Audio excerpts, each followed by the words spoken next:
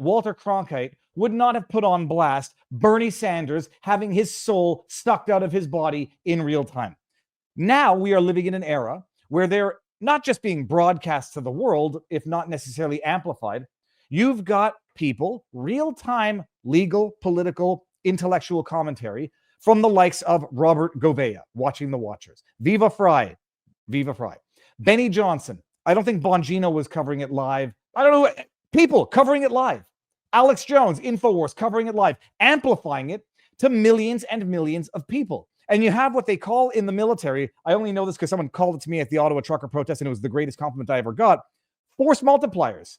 You have a handful of Jeremy from the quartering, because I just saw a notification come up, Dave Rubin, and you amplify these, and you have these force multipliers amplifying this information beyond its original broadcast. That's what we're living through right now. And it's not just that more people are paying attention. These confirmation hearings are now being broadcast to the world, amplified by multiple force multipliers, so that people are not just seeing it, they're seeing that we are governed by crooks, scoundrels, and hypocrites of the highest possible order. Yesterday was one of those days. Yesterday was one of those days where, had it been the olden days, you would have had 3 confirmation hearings in one day. Nobody would have known what happened.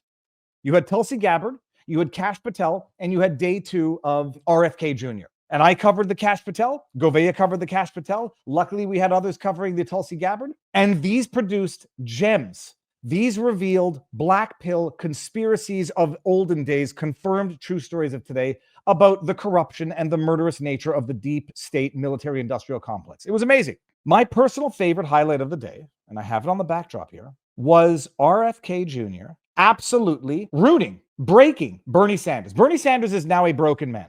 If his base, who thought he was a nice socialist for the people, cool, nice old man, anybody who thought that now realizes what a outrageous hypocrite Bernie Sanders is. Bernie Sanders is a champagne socialist, big pharma whore. That's what he is. Now, hold on. He posted this. I'll play the original clip because I made my own remix to it because it was just too good to pass up. Just if you had to give a hue to Bernie Sanders' face right now, I'd go with old gray pale-ish pink, just a little pink.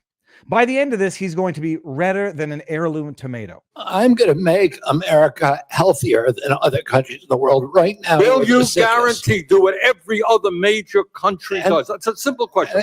And by the way, Bobby, Bernie, the problem of corruption is not just in the federal agencies; it's in Congress too. Almost all the members of this panel are accepting, including yourself, are accepting millions of dollars from the pharmaceutical industry. Oh, no, protecting their interests. Oh, I thought that would, no. I ran for president like you. Look at his face. I got millions and look at his face. Millions of contributions.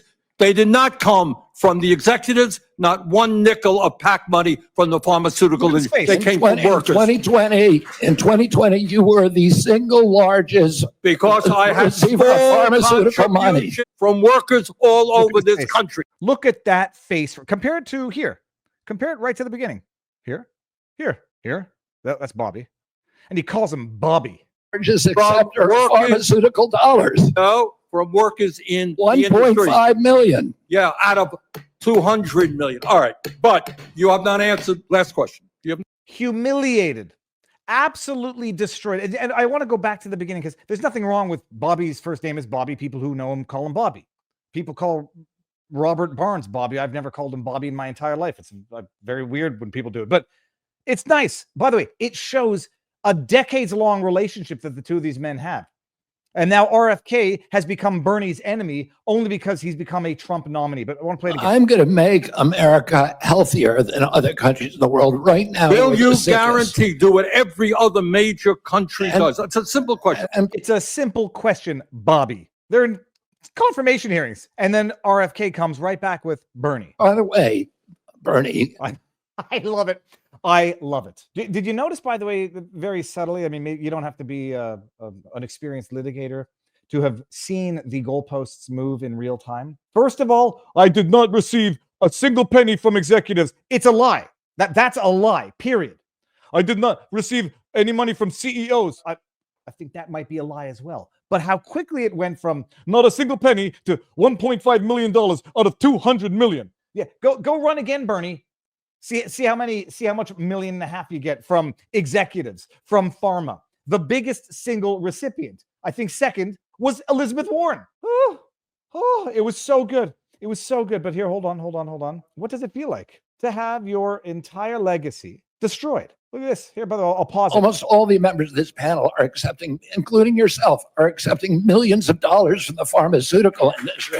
Oh, no. You know who the last person to wag their finger at Americans was? Bill Clinton. I did not have sexual relations with that. I knew this was going to come up because it happened, and I'm prepared with a lie. Protecting their interests. Oh, No. I thought that would, no. I ran for president like you. Oh, yeah. I got millions Yeah, I know. and millions of contributions. They did not come from the executives. They did Not come from the executives. Lynn McCrory. I know these amounts are not that large. I mean, first of all, the individual max contribution is capped. Lynn McCrory from Pfizer, identified as the vice president and global medical lead for breast cancer, made several donations to the Sanders campaign in 2019.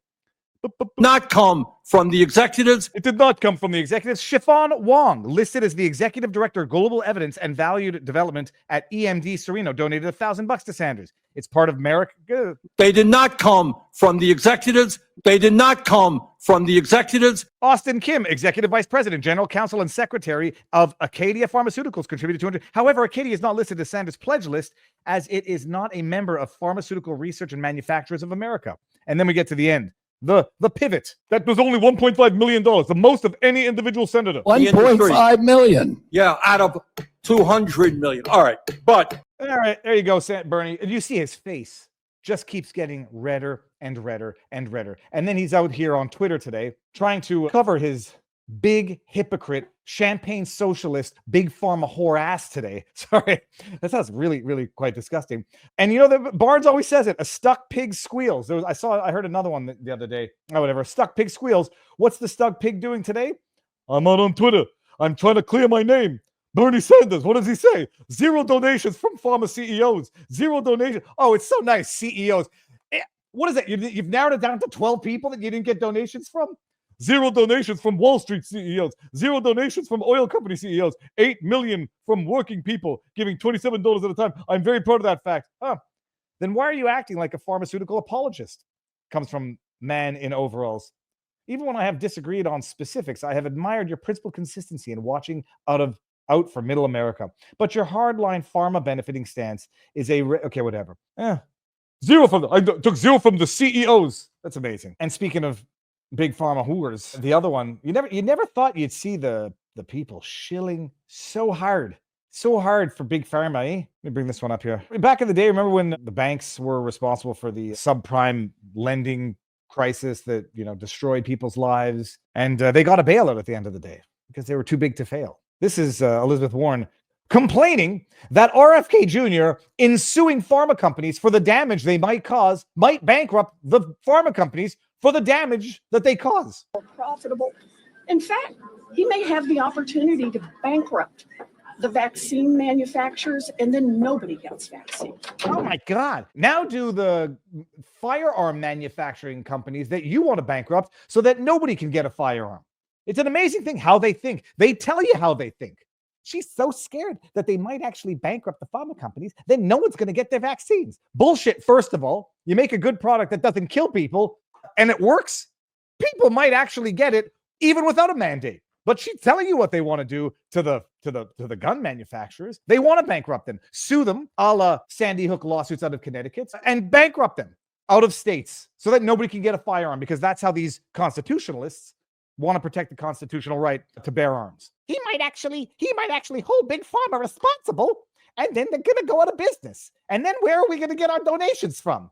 I don't know. Oh, so that was Bernie's day. He's having a bad one.